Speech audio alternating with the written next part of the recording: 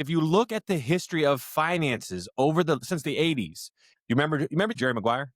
Show me the money. Show me the money, baby. That is where we are going with all these things. It started off with mutual funds, A share mutual funds, B share mutual funds, C share mutual funds. How can we charge as much as possible without the, public knowing? And back then it was easy. No internet, no TV shows about finance. And then as the world got smarter, they said, shoot, these aren't really working. And then you go, what now? Let's do variable annuities. What are these? We're going to find a very confusing tool that no one understands. If you look at the numbers, how the actively managed mutual funds performed against the S&P over the last 10 years from Portfolio Advisor, starting in 2024, going back 10 years, the actively managed mutual funds were at 200.5% performance. The S&P was at 327.8% performance.